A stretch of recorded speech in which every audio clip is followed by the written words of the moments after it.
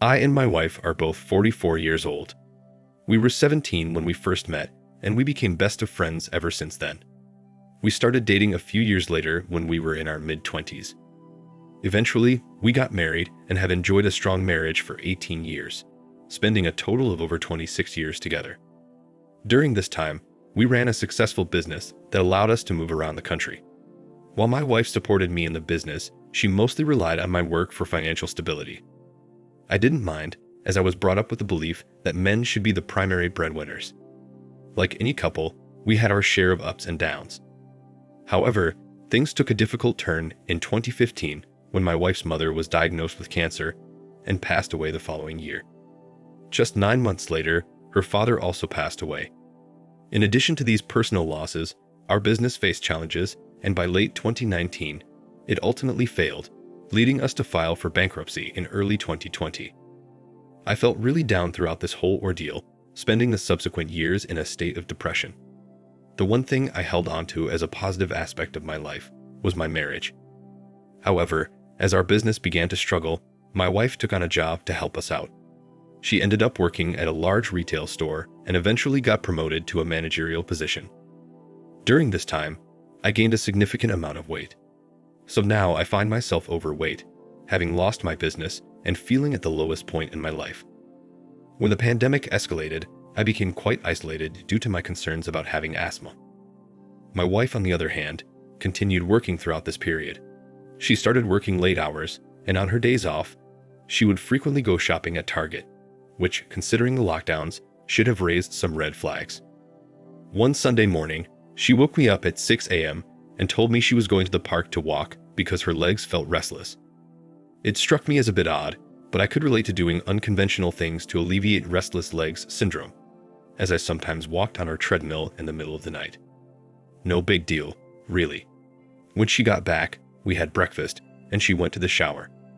While I was in my office working on my computer, she walked in completely without clothes, turned around to seduce me, and then heads to the bedroom, which naturally, I followed her. We've always had an active bed life. She wanted me to go down on her, but I noticed a strange odor, so I left the room, thinking maybe it was because she went for a walk at the park. Cheating on me was the furthest thing from my mind at that point, so I wasn't really concerned. But there was something nagging at me. The next day, I checked her browsing history and discovered she was on the Facebook pages of 2 guys whom I knew didn't work at her store. This worried me because she didn't have male friends who weren't coworkers. Another day goes by, and my mind was still wandering. Then, on one night, at 3 a.m., it hits me. I woke up and the thought of checking her phone worried me, but I lay back in bed for a while, debating whether I should even get up because I was tired. Finally, I grabbed her phone, not really knowing what I was looking for. Almost instantly, I saw Snapchat, which I didn't even know she had. She had 3 male friends, 2 of whom I saw her checking out on Facebook, and a guy she worked with. When she woke up, she asked if I'm okay, but I directly asked her if she was cheating on me, and she denied it. We talked for a few hours, and during the conversation, I discovered that I could download her Snapchat history, so I locked myself in our bathroom and proceeded to do so. She pleaded with me not to, admitting that she indeed cheated on me. At that instant, I felt my whole life shatter into pieces. I felt like she abandoned me at my lowest point when I needed her the most. She denied this, but the facts spoke for themselves. She threw it in my face that she's the one supporting us now, as if she forgot the first 17 years of our marriage when she didn't have to work and could shop freely. Oh, and now she claims she's not materialistic. Well, both of these guys are broke losers. One even borrowed money from my wife, but I'll get to that later. The other one lives in a rundown trailer owned by a relative, because his credit is so terrible, so he couldn't rent his own place. He has also been arrested for DUI more than a few times. I then messaged both guys on Facebook, calling them worthless, and informing each of them about the other. Funny how they were upset that she was cheating on me with other people besides them. One of them didn't respond, but the one who borrowed money from my wife now wants to fight me. Later on, I later found out that he was obsessed with fighting me, and kept telling my wife that he wanted to fight me. Then he gave her one more piece of news. He told her that he would not pay her back. With my head spinning from these events, I knew I needed help. I reached out to my old buddy, who happened to be a lawyer. He and I had been thick as thieves back in the day. Our parents were best pals, and we pretty much grew up together. Many of our best childhood memories involved running wild in our neighborhood and hanging out together throughout our teen years. It felt surreal turning to him now in such a grim situation. What floored me was his response. Knowing my financial struggles, he offered to help me out for free. It was an overwhelming moment. I hadn't expected such generosity, especially not in these tough times, so I worked with my lawyer friend to get all my ducks in a row. We had to carefully gather evidence of the infidelity, which was more emotionally taxing than I had anticipated. Every message I read was a fresh wound in my already hurting heart, but I calmed myself knowing that this was crucial for the legal process. With my friend's help, we meticulously compiled everything: text messages, phone call logs, social media interactions, into a comprehensive dossier. The more I delved into it, the more I realized how deep the betrayal went. It was evident that this affair wasn't a sudden mistake, but rather a calculated series of actions that spanned months, maybe even longer.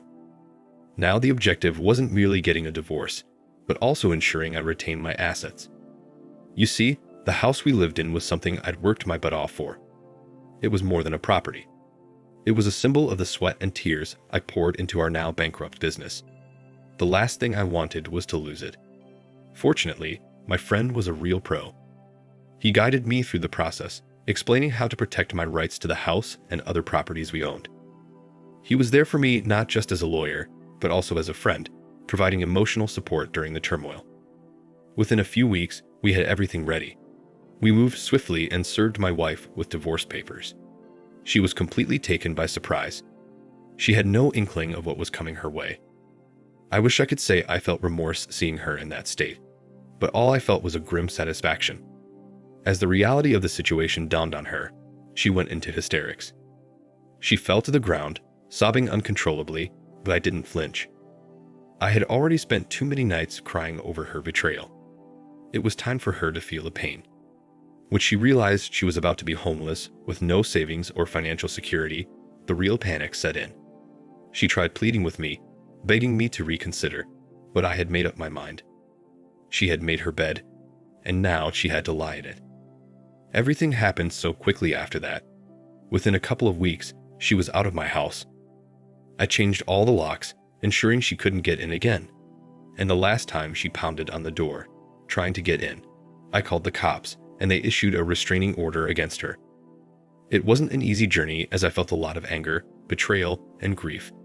But throughout the process, I also found a new strength in me that I didn't know existed. My friend was right there with me, helping me navigate through this rough patch, and I'm grateful for that. Today, I'm in a much better place, emotionally and mentally.